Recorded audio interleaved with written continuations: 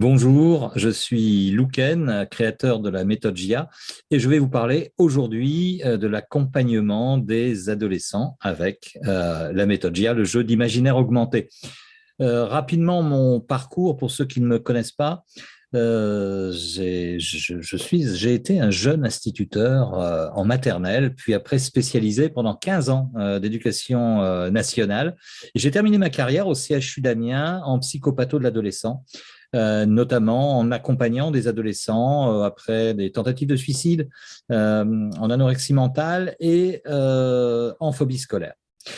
Alors, je suis passionné par les adolescents et j'ai une seconde carrière d'acteur où j'ai eu la chance d'avoir une résidence artistique en région Picardie dans un lycée cinéma audiovisuel où j'ai accompagné des jeunes en art dramatique, bien sûr, mais aussi en développement personnel avec des techniques d'imaginaire. Et ces jeunes sont devenus aujourd'hui des adultes, bien sûr, et on en parle encore car certains sont devenus des amis. Et on parle encore des richesses de l'imagination dans les accompagnements. Alors, je vais vous passer un keynote comme je le fais d'habitude, pour illustrer mon propos. Cette conférence va pas durer très très longtemps et en fin de conférence, je vous donnerai une technique qui s'appelle le fruit pour accompagner les adolescents, vous verrez, comme un rituel de passage, mais on en parlera tout à l'heure. Alors, rapidement, pour accompagner les ados en méthode JIA, je vais commencer par une phrase d'adolescente plutôt, qui a dit « Le futur, c'est trop loin pour nous ». Et ça, c'est dans le merveilleux film La bande du 2-9. Je le mettrai d'ailleurs, je mettrai le lien en commentaire de cette vidéo. Le film de Séverine Vermège, qui est absolument formidable pour qui s'intéresse véritablement aux adolescents. Alors, l'adolescence, c'est très simple, puisque c'est, selon le dictionnaire, une période de vie entre l'enfance et l'âge adulte, pendant laquelle se produit la puberté et se forme la pensée abstraite. Super, ça c'est le Larousse qui nous dit ça. Et la puberté, qu'est-ce que c'est? C'est le passage de l'enfance à l'adolescence et ensemble des modifications physiologiques et psychologiques qui se produisent à cette époque. Bon, ben voilà, on a terminé la conférence, on sait ce que c'est qu'un adolescent, c'est bien. Non, je plaisante, c'est un peu plus compliqué que ça. C'est surtout une période de changement majeur, tant du côté physique que psychologique, et on le verra au niveau du développement du cerveau. Pour l'OMS, l'adolescence, c'est 10-19 ans, mais pour des scientifiques australiens qui se basent sur la maturité du cerveau, c'est 10-24 ans. Petite différence. Ce qui saute aux yeux quand on regarde cet âge de l'adolescence, c'est que la préadolescence a disparu. On ne parle plus de préadolescence. Avant, on parlait d'une période de préadolescence de 10 ans environ à 14 ans, on va dire, et après, on passait à l'adolescence. Bon, ça a changé. On va voir que ce n'est pas sans dommage non plus pour le jeune. Alors, cette puberté, c'est quoi? C'est une croissance rapide due aux hormones, c'est le développement des caractères sexuels primaires et secondaires, on va le voir sur la slide d'après, des changements comportementaux vérifiables véritablement dans les familles, c'est ce qui peut poser certaines problématiques, on va dire. Il y a surtout un besoin de sommeil aussi qui est dû à la croissance et au décalage de l'horloge interne. Pardon. Il n'est pas rare de voir des adolescents le week-end dormir jusqu'à 11h midi. C'est tout à fait normal. Ils récupèrent, ils sont en pleine croissance. Il y a des modifications majeures au niveau du corps et laissons-les dormir parce que dans la semaine, souvent, les rythmes familiaux et scolaires ne permettent pas de répondre à ce besoin de sommeil véritable. Et puis, il y a le développement du cerveau qu'on verra aussi dans les slides suivantes. Alors, les caractères sexuels primaires et secondaires. Primaire, quand je nais, j'ai des testicules ou des ovaires. Et à niveau de l'adolescence, eh bien, se passent des choses étonnantes au niveau de la puberté, avec des transformations corporelles visibles à l'extérieur, mais aussi à l'intérieur, des choses qui se produisent tant chez le garçon que chez la fille. Vous pouvez voir l'acné, barbe, moustache, mue de la voix, pilosité sous les aisselles, pilosité pubienne, grossissement du pénis et des testicules, éjaculation, acné, pilosité sous les aisselles, grossissement de la poitrine, pilosité pubienne, arrondissement de la silhouette, agrandissement de l'utérus, du clitoris et des lèvres, et les règles qui apparaissent pour la jeune fille. Vous pensez bien que tout ça sont des transformations majeures et que ça peut inquiéter l'adolescent et qu'il faut donc l'accompagner dans ce développement. On verra qu'on a des techniques pour ça et puis aussi des problématiques sexuelles qui arrivent qu'on n'avait peut-être pas il y il y a une dizaine d'années, qui aujourd'hui, je vous en parlerai, devient peut-être une mode peut-être, ou en tout cas sous l'influence des influenceurs, influenceuses sur Internet, prend des proportions importantes qui peuvent poser des problèmes dans la vie quotidienne des adolescents. Donc, effectivement, il y a ces transformations qui vont vraiment poser parfois des problèmes d'identité et de mal-être. Par exemple, chez le garçon, qui d'un seul coup se met à avoir des grosses jambes et un petit corps, et il dit mais je prends pas de masse musculaire, etc. Ça va lui poser problématique parce qu'il y a des comparaisons, et là encore, les réseaux sociaux interviennent énormément. Il faut savoir que l'adolescent a un cerveau coupé en deux. On a un système limbique, le siège des émotions, hein, pour faire court. Et puis, on a les structures préfrontales qui sont la rationalité, on va dire. Alors, le système limbique, il est déjà très mature. Il y a des habiletés sociales. Il y a le décodage subtil des émotions et comportements d'autrui. On verra que les neurones miroirs travaillent beaucoup là-dessus. Besoin de se coller, d'imiter l'autre, besoin d'identification qui est énorme. Et puis, le système limbique favorise et facilite les relations. C'est pour ça qu'on dit que les ados sont collés. Il n'y a pas que pour ça, mais c'est une des raisons. En revanche, les structures préfrontales, elles sont immatures. Elles doivent contrôler les émotions, mais donc elles le font pas vraiment. Capacité d'analyse, et ça se fait pas vraiment. Et on verra qu'il y a des conduites à risque à cause de ça. Et puis la capacité de réflexion, là encore sur les conduites à risque, ça joue un rôle. Donc tout contrôle les émotions, capacité d'analyse, capacité de réflexion, c'est immature. Il faut bien le comprendre. Des comportements et des émotions inattendues par conséquent. On voit sur ce schéma, la myélinisation du cerveau se fait par l'arrière, vers l'avant. Donc, on a par exemple la zone pariétale, l'intégration sensorielle, l'explosion de talent, envie de faire plein de choses, le besoin d'expérience qui est bien développé, l'amygdale aussi, hypersensibilité émotionnelle, stress, colère, joie intense. C'est pour ça qu'on a des émotions qui sont un peu en dents de scie chez les adolescents parce que ça travaille très fort. Et les noyaux accumbens, le noyau accumbens qui est le circuit de la récompense qui est hyperactif. On sait bien que le circuit de la récompense chez l'adolescent est très important. C'est pour ça que je prends des risques et j'ai une récompense immédiate d'excitation, etc. C'est la cigarette. Et vous savez que dans le sevrage tabagique, on parle du circuit de la récompense. Ça se crée souvent au moment de l'adolescence. Voilà. En revanche, la zone préfrontale, le contrôle des émotions et de l'inhibition est immature de toute façon. Donc, il n'y a pas de lien. C'est une explosion d'émotions, de relations, etc. Mais il n'y a pas la zone préfrontale qui doit faire son travail. Ça va venir après. C'est pour ça que les Australiens nous disent que c'est mature à peu près à l'âge de 24 ans chez un être humain. Et donc, c'est pour ça qu'ils classent l'adolescence de 10 à 24 ans, entre autres. Alors, l'univers des ados, ben, effectivement, je vous ai mis, je ne sais pas si vous avez vu ce film Bis avec Dubosc et Merad, qui est un film un peu, voilà, une petite comédie légère, simplement, mais qui nous montre en fait ces adultes qui revivent leur adolescence quelque part, et ça fait des fossés. En fait, vous savez, on dit, les ados aujourd'hui, c'est compliqué, mais c'est le même phénomène de changement qu'on a pu connaître les uns les autres à notre adolescence, mais il y a la technologie en plus. Mais les copains, les défis, l'individuation, le langage a toujours été particulier. Il y a un langage adolescent aujourd'hui qui n'est pas le même que l'adolescence il y a 30 ans. Mais même si on retrouve des mots, d'ailleurs, on a un petit lexique en formation, on s'amuse à parler le langage ado à un moment. Mais voilà. Alors, ce qui est arrivé depuis quelques années déjà, les années 2000, les réseaux sociaux et le téléphone portable qui amènent une particularité avec des ados aujourd'hui qui sont nés avec ces technologies. Ils ne les ont pas apprises, ils sont nés avec. C'est presque intuitif.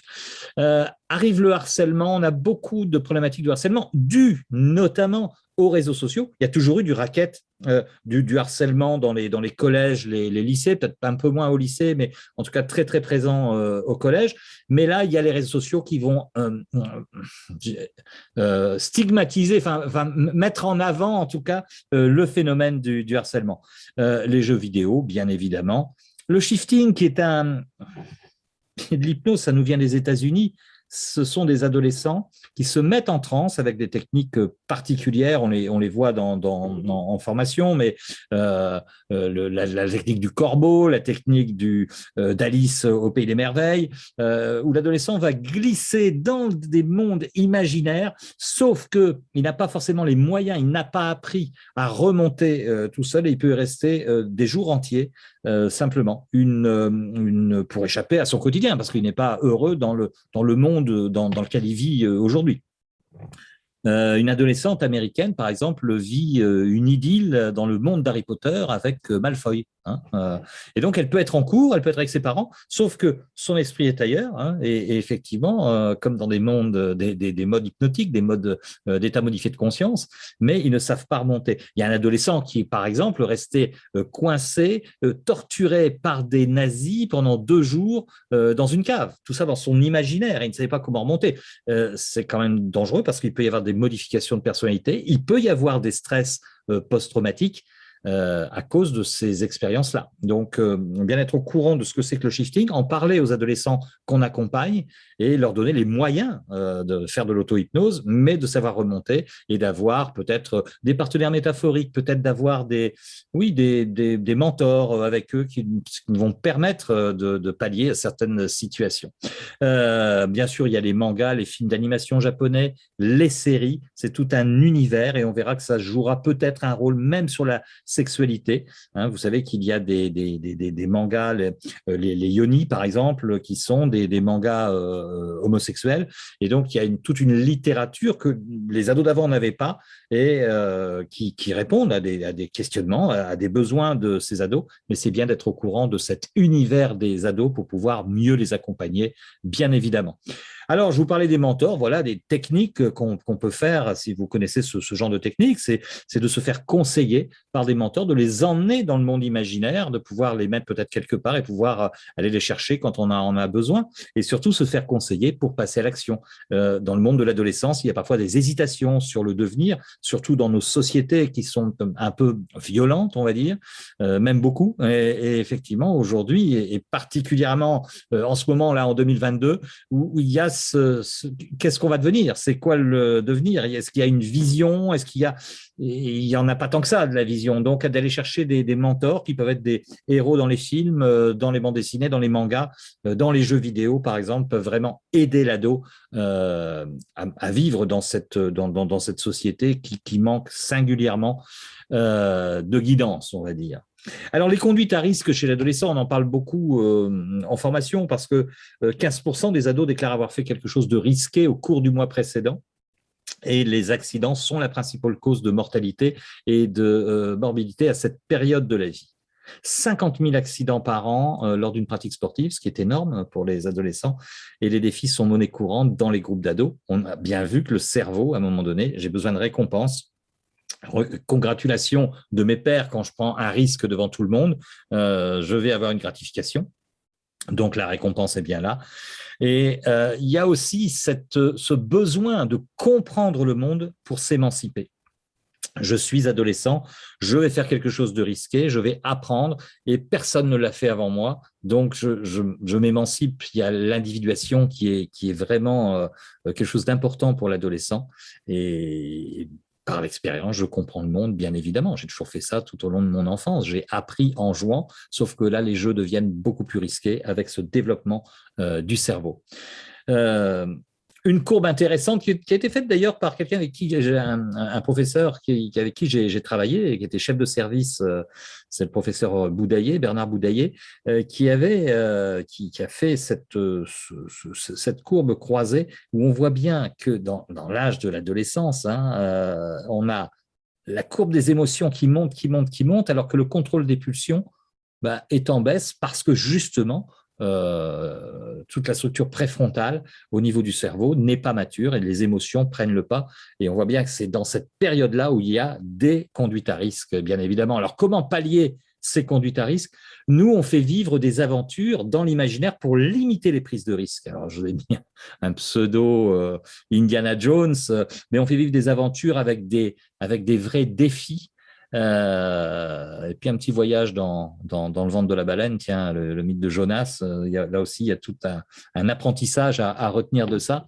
Et de savoir que la baleine, c'est la bibliothèque du monde, hein, c'est le savoir universel, d'aller puiser dans l'imaginaire par rapport à une technique comme celle-là, qui est très structurée, toutes nos techniques sont très structurées, mais le cerveau ne faisant pas la différence entre ce qui est vécu et ce qui est imaginé, il est bien évident que l'adolescent aura appris des choses et aura son circuit de la récompense alimenté de toute façon. Donc, on a des belles techniques pour vivre les aventures.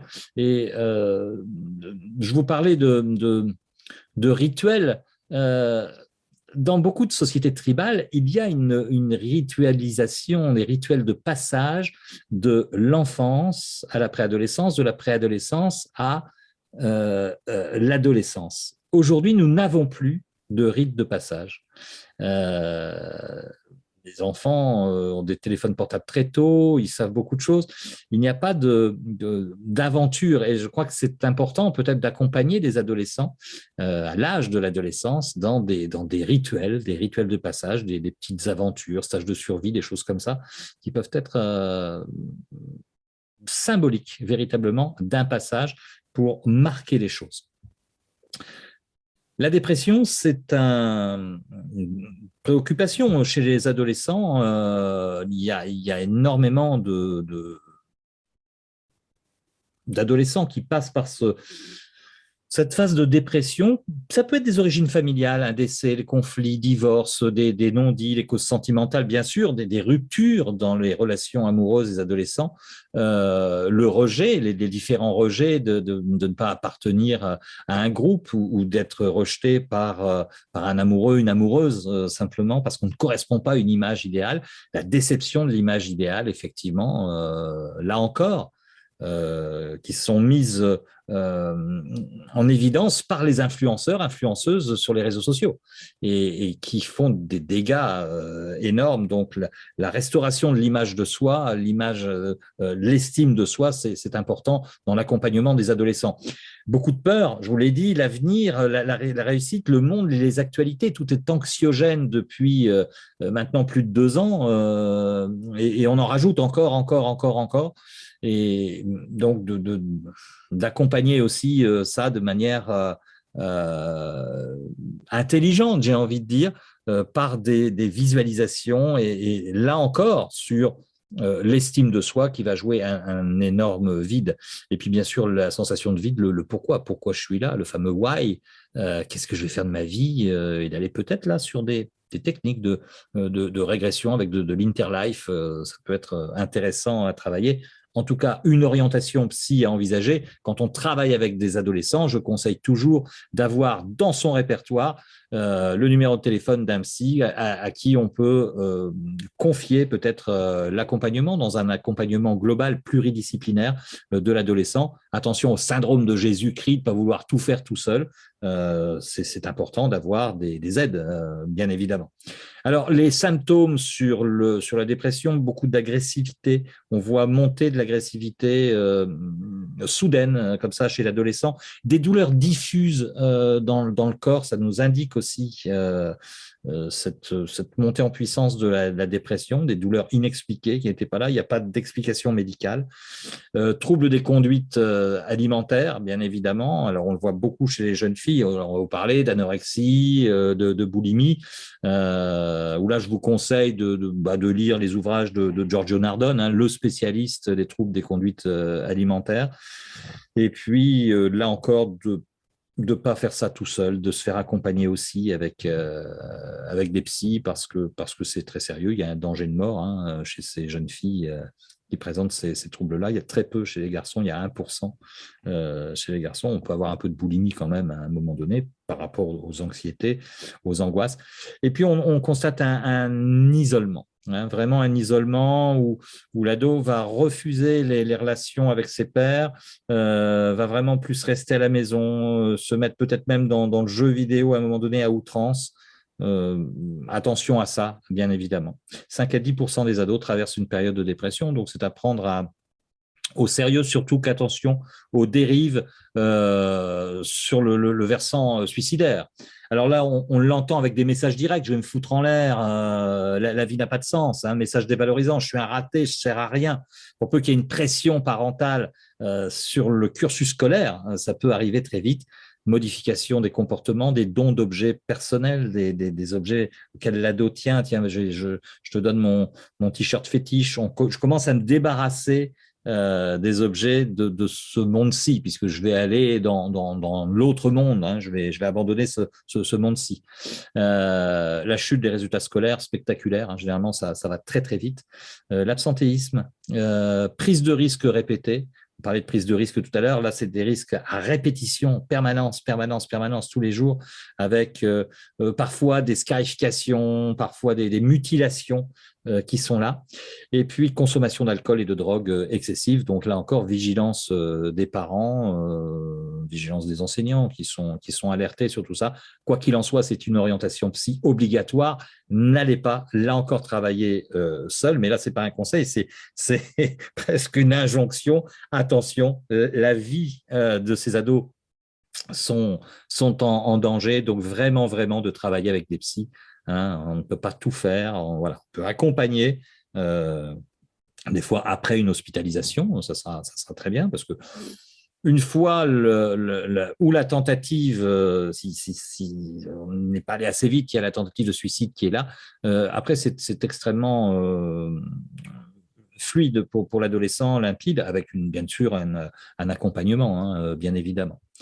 Alors, travailler avec cette roue des émotions que vous trouvez un peu partout, mais c'est de travailler avec le doigt, hein, sur t'en es où, regarde, il y a peut-être des émotions en face que tu pourrais travailler, mais savoir où on en est dans les émotions, mettre un nom, mettre un mot, et comment ça se décode à l'intérieur du corps, et comment on peut changer une émotion facilement, avec des petits outils tout simples, basés justement sur les points moteurs du corps généralement. Hein. Vous savez que les émotions entraînent une posture corporelle, la posture corporelle entraîne des émotions, et on va pouvoir travailler efficacement avec ce type de roue des émotions. On a une belle technique qui s'appelle le centaure. Hein. Le centaure, c'est une liberté, c'est-à-dire qu'il y a on commence par un cheval. Le cheval, ce sont les pulsions qu'on n'arrive pas à maîtriser. Et puis, on va prendre, alors après quelques aventures, bien sûr, on va prendre un métro pour aller faire une régression simple dans la vie actuelle. Régression dans la vie actuelle que nous, chez GIA, on travaille uniquement pour aller chercher quelque chose de positif. Et justement, on va aller chercher un moment positif de l'enfance pour l'ancrer et le ramener dans cette vie actuelle. Ça va être très, très intéressant, aller chercher de la ressource pour explorer des endroits symboliques et faire des ancrages pour s'en servir dans la vie de tous les jours, simplement. Les problématiques sexuelles qu'on aborde aussi en formation, il y a un développement de la personnalité, une construction de l'identité, bien évidemment. Les jeunes s'interrogent vraiment sur leur nature et leur orientation sexuelle. Il y a comme une pression aujourd'hui qu'il n'y avait pas il y a quelques années. On leur demande de manière vraiment au lycée, ça commence, de dire alors, t'es quoi toi? T'es quoi? C'est quoi ton identité? Comme si seule l'identité sexuelle déterminait l'identité d'un individu. C'est assez étonnant. Alors, la maturation physique pendant la puberté rend l'adolescent conscient de sa sexualité, bien évidemment, mais ça va donner un nouveau statut social dans ses relations avec ses parents et avec ses pairs. Donc, c'est important, et aujourd'hui, on verra pourquoi, il y a une pression véritablement autour de l'adolescent. Alors, t'es quoi? Il y a à peu près 17 termes aujourd'hui qui définissent une identité sexuelle. Et le rôle important des réseaux sociaux et des médias, avec des buts purement mercantiles. Hein. On voit en formation, je passe des vidéos d'influenceuses notamment. C'est terrifiant, hein, c'est terrifiant. Mais elles font du business, elles, hein, vous inquiétez pas, qu'elles vendent derrière des affiliations auprès de marques de vêtements, etc. Et elles vivent très, très bien de tout ça, pendant que les jeunes ont quand même un peu de mal. Donc, il va falloir, là encore, les aider dans l'accompagnement sur simplement vivre sa sexualité naturellement et sans pression. Alors, les problématiques sexuelles, c'est effectivement un effet de mode, je vous l'ai dit. Il faut être genré, de quel genre tu es.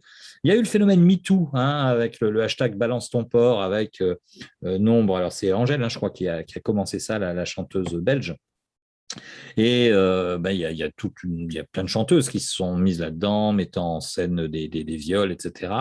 Et donc, effectivement, il y a une stigmatisation quand même des garçons hétéros, et c'est une réalité, hein, pour avoir discuté avec des ados, tant au lycée qu'en fac, en première année de fac.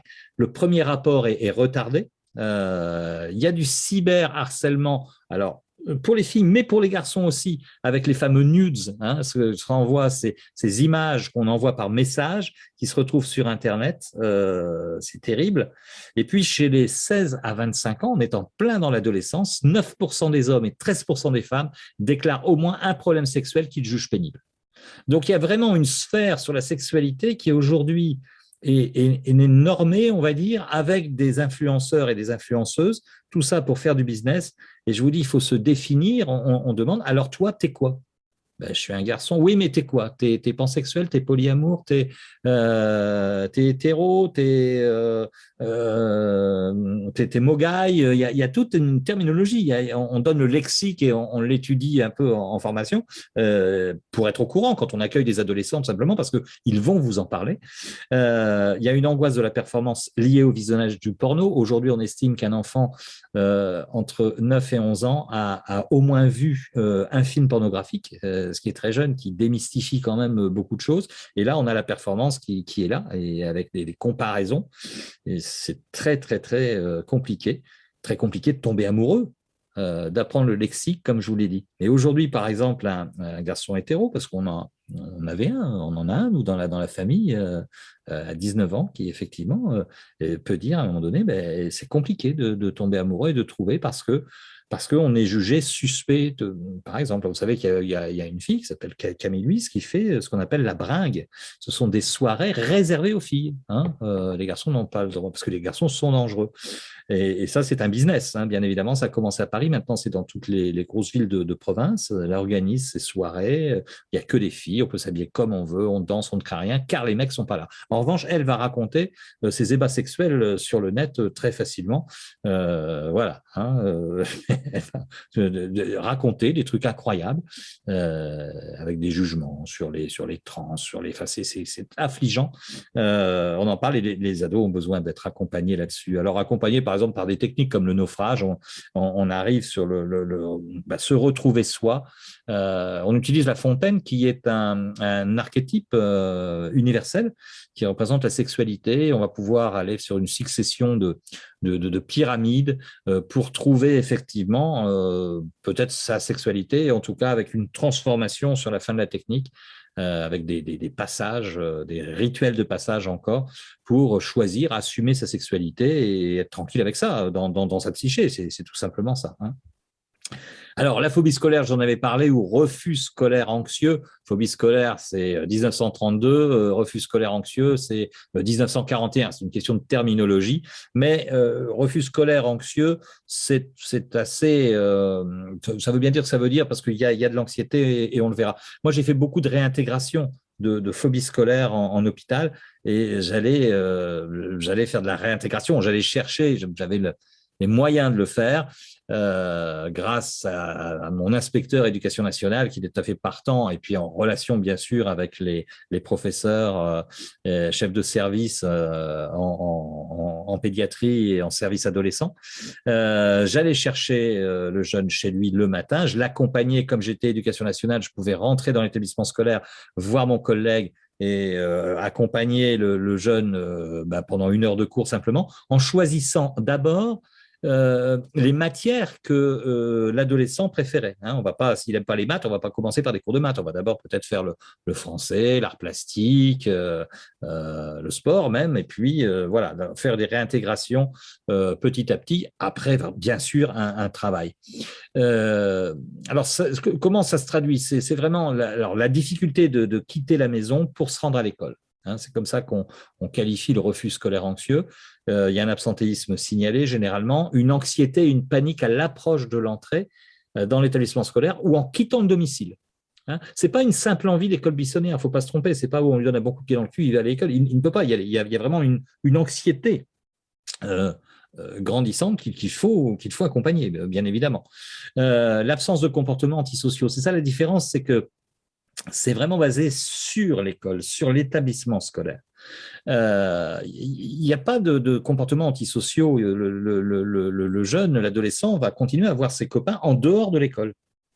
Hein. Il souhaite toujours pratiquer des activités comme le sport, la danse, les échecs, que sais-je, mais en dehors de l'établissement scolaire. Hein. C'est ça qui caractérise vraiment le refus scolaire anxieux ou phobie scolaire. Alors, cette fameuse phobie scolaire, ça peut être une anxiété de séparation avec les parents, avec des grands-parents s'ils vivent à la maison. Il y a plein de raisons à aller chercher. On verra qu'on coupera peut-être des liens. Une anxiété de performance, hein, cette pression permanente de faire des études, d'être bon partout, avec parfois la pression du milieu familial. Hein. Tu seras médecin, mon fils. Hein, moi, j'ai des amis qui ont traversé la médecine comme on traverse un lac de boue.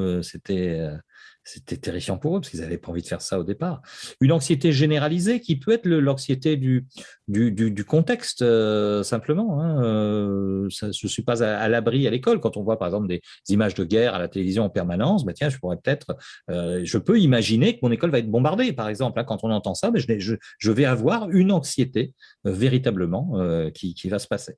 Ça peut être le harcèlement, évidemment, harcèlement, raquette. Hein. Je n'ai pas envie d'être encore la cible de moqueries, de violence. Et pire parfois, l'anxiété sociale qui peut se rapprocher de l'agoraphobie, par exemple, et la peur. Alors, c'est-à-dire que j'ai peur de la masse dans l'établissement, dans les couloirs, dans la cour de récréation. Je ne peux pas. Ça me génère une anxiété et des crises d'angoisse, des crises de panique terribles. La peur de tomber malade. Quand un adolescent a été, par exemple, hospitalisé durant son enfance ou par rapport à une pathologie, que tout va bien, il aime bien son cocon à la maison et l'école peut être synonyme de retomber malade. Donc, il faut, comme je l'ai mis là, démêler la plotte, discuter tranquillement, et ça se fait, ça se fait assez bien. Il va falloir travailler, bien sûr, et vous avez les outils pour travailler la confiance en soi, couper des liens avec l'établissement scolaire, hein, je te libère, je me libère, une orientation psy, bien évidemment, si ce n'est déjà fait. Mais ça va être surtout un gros travail de confiance en soi, de lien. On a aussi des techniques en formation qui vont aller améliorer tout ça. Alors, il faut savoir qu'on rentre dans un système avec les parents. Hein. Déjà, les parents n'ont pas les mêmes attentes quand vous allez recevoir un adolescent. Je conseille toujours, moi, d'avoir, à partir de 15 ans, je demande à avoir l'adolescent au téléphone. Hein, la maman, par exemple, me téléphone, mon fils, machin, OK, est-ce que je peux l'avoir au téléphone? Il est là dans le coin. Et parce que si on n'a pas l'envie de l'adolescent de venir travailler, vous allez avoir un ado traîné par sa mère qui va faire la gueule, qui va faire machin. Alors, il y a tout un travail de synchronisation qu'on apprend, etc., pour entrer en communication. C'est assez simple, mais c'est bien quand même d'entendre au moins une voix avant le rendez-vous. Alors, les parents, c'est quoi? C'est le refus de voir grandir son bébé, bien évidemment, alors que l'ado, lui, il a besoin d'émancipation. Donc, on n'est pas sur la même longueur d'onde. L'adulte va avoir un besoin de surprotection. Hein, voilà, tu m'appelles quand tu es arrivé, alors que l'ado, on l'a vu, a besoin de prendre des risques. Le rationnel chez les parents et puis l'émotionnel chez l'ado. Là encore, on a vu sur le développement du cerveau. Les parents qui veulent rester jeunes, hein, qui veulent rester dans le coup, etc. Et puis les ados qui voient la ringardise, mais surtout ils n'ont pas envie qu'ils rentrent forcément, ils donnent les renseignements au compte-gouttes, ils n'ont pas envie que le parent s'immisce dans son monde d'adolescent, tout simplement. Et puis la fatigue et la fougue, peut-être la fatigue un peu chez l'adulte, et puis la fougue chez l'adolescent, découvrir le monde, aller encore plus loin, besoin d'autonomie, bien évidemment. Les parents regardent la télé, les ados regardent YouTube, ce qui est certainement plus intéressant. Mais ils peuvent tomber sur des choses très anxiogènes aussi. En tout cas, le point commun, c'est l'amour. Les deux ont besoin d'amour, besoin de se dire leur amour. Et là aussi, on a des belles techniques par rapport à ça, comme la technique de l'écrevisse et du kangourou. Vous savez qu'une écrevisse, ça ne va jamais, ça ne se déplace qu'en arrière, ça ne va jamais en avant. Donc, c'est d'aller explorer le passé, en tout cas pour l'adulte, pour envisager l'avenir, découvrir sa capacité à jouer, à être indépendant. Pour l'ado, c'est une technique qu'on fait vraiment avec les parents. Hein. On a aussi des techniques. Accompagner les adolescents, c'est aussi accompagner les parents, bien évidemment, avec le petit avion à hélice qui amène vers l'avant. C'est pas une propulsion, hein, c'est quelque chose qui aspire vers l'avant. Le kangourou qui est joueur, qui représente cet animal aussi avec toute cette maternité de protéger son petit. Et donc de discuter avec ce kangourou qui va nous emmener dans un labyrinthe. Avec la symbolique du labyrinthe, c'est aussi aller à l'intérieur, d'apprendre quelque chose pour en ressortir justement, et puis de pouvoir couper ce lien avec son ado pour les parents, pour enfin s'occuper de soi et de prendre sa place. Ça change dans la systémie d'une famille, tout simplement. Alors, nous avons aussi chez les ados, on aborde les troubles de l'attention. Les troubles de l'attention, c'est lié à des cerveaux qui évoluent, c'est-à-dire que le monde sursollicite les cerveaux, et donc effectivement, il y a de l'attention un peu fugace. Attention à la stigmatisation, hein, vous savez, les fameux TDAH, là, alors déjà, la grande erreur de la sémantique, hein, je suis TDAH, non, tu peux pas être un trouble. Hein, TDAH, c'est trouble, c'est un trouble. Le T de TDAH, c'est trouble, voilà. Hein, voilà. Donc effectivement, trouble de l'attention avec hyperactivité, je ne peux pas être un TDAH. Je peux avoir un trouble, je peux avoir un TDAH, par exemple, mais je ne peux pas être un TDAH. Et c'est ça que j'appelle la stigmatisation. Beaucoup de gens confondent. Et une fois que ça devient identitaire, il est difficile de s'en séparer. Il y a des vrais diagnostics de présenter un TDAH, effectivement, avec parfois de la médication. Hein. Alors, on peut travailler dessus, bien sûr, on en parle un petit peu, plus sur la formation enfant que l'adolescent, même si je fais un rapide tour là-dessus. Attention à l'alimentation avec tous les phosphates, etc. Hein. Il y a des choses à faire en alimentation très, très simples pour réguler tout ça. C'est de l'organisation aussi, c'est de la discipline, sevrage addiction, sevrage des écrans en permanence, etc., avec du bon sens, on va dire.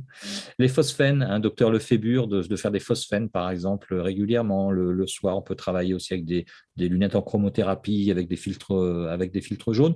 L'auto-hypnose qui va nous aider à canaliser notre attention, d'avoir ce qu'on appelle des rêves réalisés, des vrais objectifs, hein, mais plus puissants que l'objectif. On parle toujours d'objectifs, nous on parle en GIA de rêves réalisés, et je vous l'ai dit, du bon sens, tout simplement. Bien d'autres techniques, dompter le dragon. Le dragon, c'est de manière archétypale, c'est cet animal qui nous empêche d'accéder à notre trésor intérieur, qu'il va falloir dompter. Il va falloir aussi répondre à ses besoins, par exemple, ça va être bien. Les perceptions du moi, comment on peut être perçu par les différents personnages qui nous entourent, et même des personnages inconscients, de travailler là-dessus, rêver avec l'ours, bien sûr, préparer son rêve pour avoir la solution, trouver la solution avant de semer les graines de la réussite. Le bâton de parole qui est un bon rituel dans les civilisations tribales, d'avoir sur des problématiques familiales, d'instaurer par exemple le bâton de parole, ça va être intéressant. Les extraterrestres, pour aller enfin peut-être rencontrer des gens qui nous correspondent vraiment, et pas des gens qu'on adopte par mimétisme, et donc de développer sa pensée. Puis couper le fil rouge, qui là est un rituel chamanique pour se débarrasser de tout ce dont on n'a plus besoin, là encore comme un rituel de passage. Hein, je quitte une enfance pour passer à l'adolescence de manière un peu abrupte, et c'est pour ça qu'on va faire beaucoup de ritualisation. Alors, je vais d'abord vous passer cette slide-là. On a une technique qui s'appelle le fruit, qui est très très simple. Le fruit, c'est lié à une notion d'achèvement, un cycle accompli, hein, la fin d'un cycle, la réalisation. C'est un accès à une vitalité naturelle et intérieure. Donc, on est bien dans un passage. La technique est très simple. On va aller, nous, en méthode GIA, on va à l'arbre, on dit, voilà, tiens, tu arrives, tu imagines un arbre, et là, cet arbre, est-ce qu'il a un gros tronc, un petit tronc, est-ce qu'il a des feuilles, pas de feuilles, etc. Et puis, comment tu pourrais l'améliorer? Qu'est-ce que tu voudrais ajouter? Est-ce que tu veux ajouter un petit truc, oh, bah, je veux mettre des petits rubans, etc. Ah, super, tu mets des petits rubans et là, eh bien, apparaissent des tas de fruits dans cet arbre. Il y a plein de fruits, peut-être tu peux me les décrire si tu veux, il y a plein de fruits, il y a des bananes, il y a des pommes, ok. Et puis, tu vois un fruit qui est magnifique, là, qui est tout en haut de l'arbre. Mais vraiment, alors, il est magnifique, alors tu essaies de l'atteindre, tu te mets sur la plante des pieds, tu essaies, c'est pas possible, tu essaies de grimper, mais ça glisse, c'est pas pratique, tu n'arrives pas à atteindre ce fruit-là. Alors tu te dis, mais comment ça va se faire? Et là, d'un seul coup, il y a un vent qui se lève. D'abord, une douce petite bise, là, comme ça, et puis ça devient un peu plus fort, et puis ce vent, il fait tomber ce fruit. Le vent, ça représente la puissance de la vie, l'énergie, la vitalité. Le vent, ça reflète souvent des changements qui sont à venir. Et donc, de prendre ce fruit, de le décrire, de le regarder, et en le regardant comme ça, ouais, tu vois que ce fruit il devient un peu plus trouble, et puis ça devient une bulle un peu transparente, mais une bulle qui est peut-être d'une certaine couleur. Quelle couleur elle serait pour toi, simplement?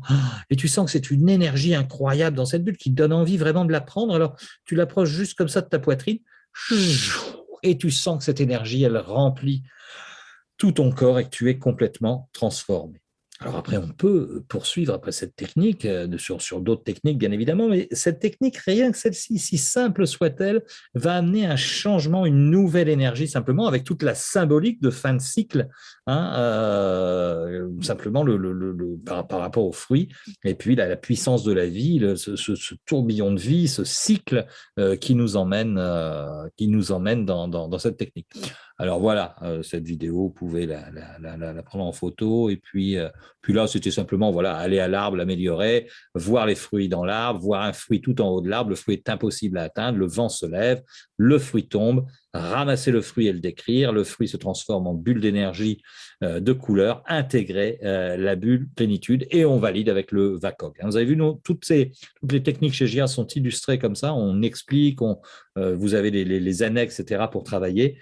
Et puis après, bien sûr, on pratique. On pratique parce que c'est pas parce que ça se fait en Zoom qu'on ne travaille pas. Vous êtes par deux et vous pratiquez toutes ces techniques. Sur la formation adolescent, il y a environ 14 techniques. Donc, c'est une formation dense. Il y a 14 techniques plus ce que je vais essayer de vous décrire très rapidement. Là, on le fait en plus détaillé, bien évidemment. Donc, voilà ce que je voulais vous partager sur cette formation accompagner les adolescents. Réellement, je crois qu'il est aujourd'hui primordial, vraiment primordial d'avoir les outils qui nous permettent d'accompagner les adolescents efficacement. Le monde est violent quand même pour eux. On a de plus en plus au cabinet de demandes d'adolescents, mais on ne peut pas accompagner, faire du bricolage avec des techniques adultes. Il y a des vrais besoins parce que physiologiquement, il y a des changements importants et qu'il faut savoir accompagner tout ça. C'est pour ça qu'on a créé cette formation pour accompagner les adolescents. On a de très bons résultats chez nos praticiens. Et voilà, écoutez, merci d'avoir regardé cette vidéo, suivi ça, et puis je vous invite à nous rejoindre en méthode GIA, c'est simple, formation de 2 jours qui sont à 250 €, je crois, tout simplement, mais vous serez vraiment certifié. Et vous avez un groupe Facebook de soutien si vous n'êtes pas lâché dans la nature chez nous. C'est pas, on ne vend pas de la formation comme ça. On forme des petits groupes, petits groupes et surtout, vous êtes dans un réseau d'accompagnement avec des échanges, avec des soirées organisées, etc. etc. Voilà, écoutez, merci beaucoup et je vous dis à bientôt. Et merci de votre confiance et à très bientôt. Bye bye.